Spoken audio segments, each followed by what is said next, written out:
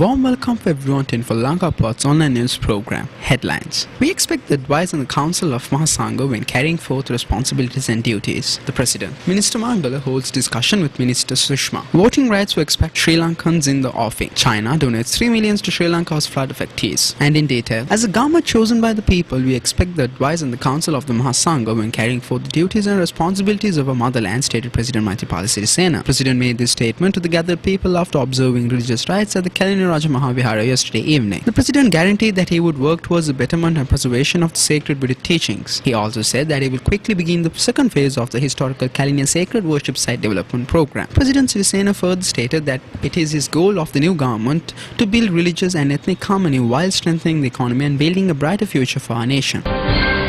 Minister of External Affairs Mangala Samaraweera is set to hold a discussion with the Indian Minister of External Affairs Ms. Sushma Swaraj today. The newly appointed minister, after taking office, left India yesterday after an invitation by the Indian government. This is his first foreign tour. Reports from the India described that Minister Mangala Samaraweera was welcomed at the Indira Gandhi International Airport with due manner and a modest welcoming event. This tour is scheduled to hold bilateral talks with the Indian Prime Minister Narendra Modi too.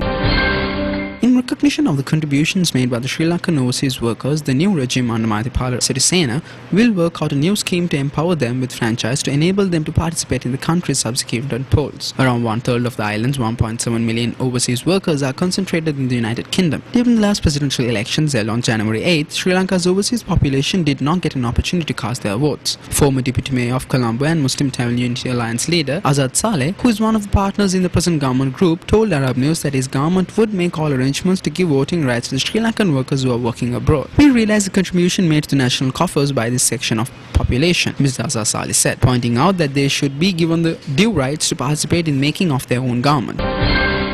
The Chinese government donated 3 million to the flood relief efforts in Sri Lanka. An official said China and Sri Lanka are good friends and neighbors. The Chinese government is committed to supporting the Sri Lankan people and the government. Zhang Ho quoted Deputy Head of Mission Ren Fang-Yan as saying at the Chinese embassy yesterday, torrential rains triggered flood in late December that swept over many parts of the island nation, killing over 30. The state-run disaster management center said nearly 800 million people were affected, while about 80,000 displaced people had to be housed in shelters. President Maithripala Sirisena, who was sworn in January 9th, appointed a 27-member cabinet earlier this week with Public Peace, Disaster Management and Christian Affairs Minister John Amarathunga assuming duties Friday. We must work to be prepared for disasters of this magnitude. I thank the Chinese government for its assistance and continued support in Sri Lanka's time of need, Minister John Amarathunga said during his first speech as minister. Thank you.